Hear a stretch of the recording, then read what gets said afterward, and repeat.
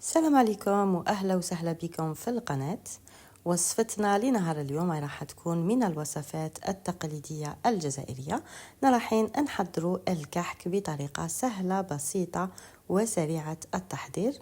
نخليكم مع بقية الفيديو، نتمنى لكم فرجة ممتعة. اول حاجه رايحين نحتاجوا الحبه هنايا تاع اون اورانج، رانا رايحين نقشروها. رايحين نحتاجوا جوست القشره تاع الحبه تاع التشينا تاعنا. نحاولوا اننا ناخذوا جوست هذيك الطبقه الاورانج، ما ندوش هذيك الطبقه البيضاء. بعد ما نقشر هنايا مليح، انا رايحين نجيبوا لو بول ميكسور تاعنا. و اونتر طون كنت حضرت كذلك الحليب، كاس تاع الحليب اللي يكون دافي، وانا رايحين نميكسو الكل جيدا هكذا باش يجي الكحك تاعنا منسم ومعطر بالذوق تاع لي زورانج.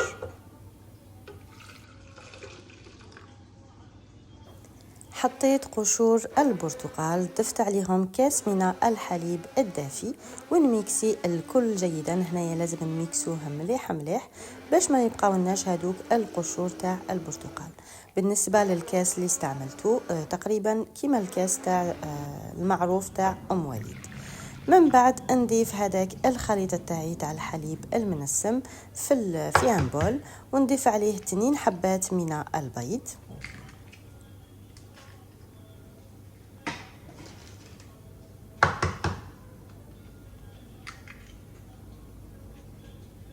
هنايا حاولت انني نشارك معكم كميه قليله فقط من الكحك.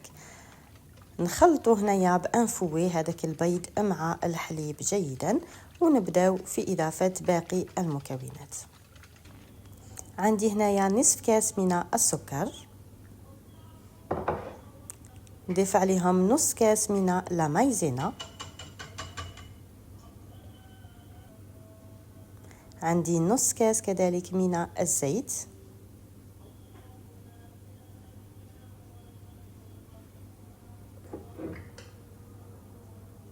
نحتاج ملعقه كبيره، ملعقه تاع اكل تاع خميره الخبز.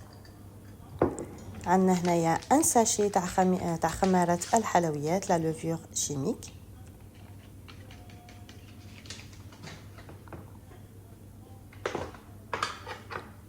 من بعد انا رايحه نضيف ملعقه كبيره تاع لافاني، ونضيف كذلك رشه من الملح. ومن بعد نخلطو هنايا بلوفوي، نخلطو جميع المكونات تاعنا. هذه كمرحله اولى عفوا. من بعد انا رايحين نبداو في اضافه الفرينه تدريجيا حتى نتحصلوا على عجينه كما رايحين تشوفوا معايا.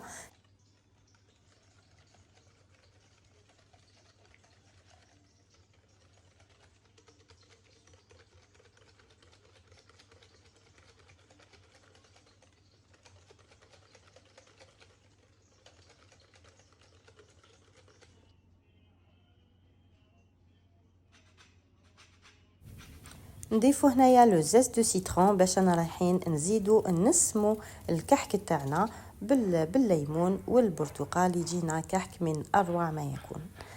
من بعد انا رايحين نبداو مباشره بعد الليمون في اضافه الفرينه تدريجيا حتى انا رايحين نتحصلوا على عجينه طريه تلتصق نوعا ما في اليدين، كما رايحين تشوفوا معايا القوام تاعها. بالنسبه للفرينه هنايا كانت خدات لي هذا الكميه تاع كاس حليب و2 حبات من البيض. اخذت لي تقريبا واحد 600 غرام تاع فرينه، 600 حتى ل 650 تاع فرينه. نبداو هكذا في الاول نضيفوا الفرينه بلوفوي، ومن بعد انا رايحين كي تبدا العجينه تاعنا تتقال انا رايحين نبداو نعجنوا فيها، بلوتو نستعملوا اليدين تاعنا احسن.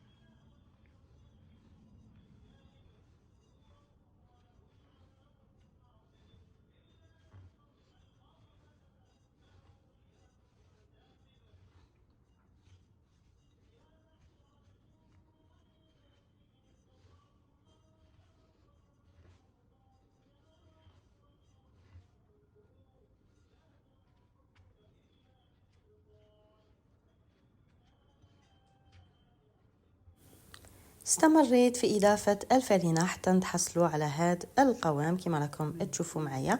كي ندير الأصبع تاع اليد الثانية إن نلقاو بلي العجينة تاعنا تلتصق غير شوية. ومن بعد أنا رايحة نضيف هنايا تقريبا 2 ملاعق كبار من الزبدة. هنايا وريت لكم بلي المنتوج تاع بلادي هو أحسن منتوج، يعطي بنة ويعطي خفة وطراوة للعجائن تاعنا. ندخلو هنايا مليح هذيك الزبده في العجينه تاعنا. من بعد راني رايحه نغطيها بان فيلم اليمونتير ونخليها في مكان دافئ تختمر تقريبا 1 ساعه هكذاك حتى يتضاعف الحجم تاعها. بعد ما اختمرت العجينه تاعنا نجو هنايا راني رايحه نرش سطح العمل تاعي بالفرينه ونبدا نقسم هذيك العجينه الى قطع. كم رايحين تشوفوا معايا هذه الكميه شحال عطاتني من حبه تاع كحك. نقسموها هكذاك ومن بعد نبداو في تشكيل الكحك تاعنا.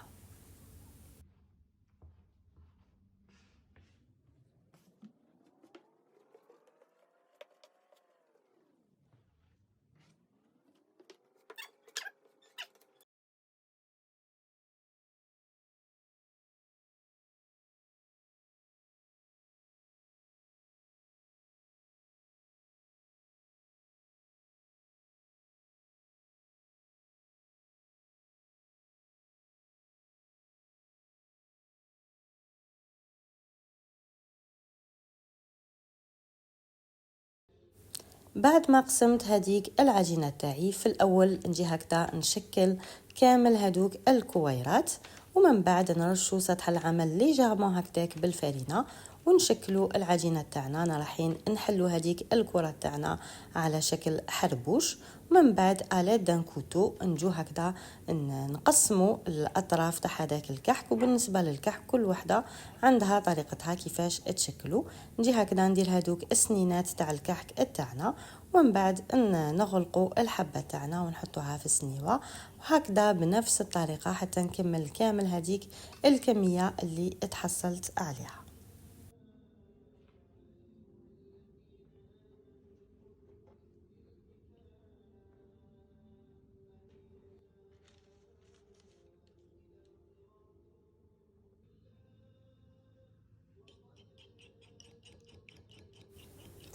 بالنسبه للدغيغ عندي هنايا حبه تاع بيض كامله درت معها ملعقه كبيره تاع زيت وعندي هنايا نيسكافي اللي كنت حليتها في شويه تاع الماء. نجي نخلطها مع هذيك الحبه تاع البيض نخلطهم جيدا ومن بعد انا رايحه ندهن هذوك الحبيبات تاع الكحك ونرشوهم بالسكر ولا بالجلجلان. هنايا يبقى على حسب الذوق وعلى حسب الاختيار ولا نقدروا هكذا نكتفوا بهم غير هكذاك. انايا نص درتو بالسكر ونص درتو بالجلجلان ومن بعد مباشره دخلتهم يطيبوا. وهذا هو الكحك اللي نتحصلوا عليه يجي من اروع ما يكون. من ندخلوه يطيب الدار تاعنا تتنسم وتولي ريحه الكحك في كامل الدار. نتمنى الوصفة تاع اليوم تعجبكم وتنال الرضا تاعكم. انتظر تعليقاتكم الجميلة والى الملتقى مع وصفة جديدة او فكرة جديدة باذن الله.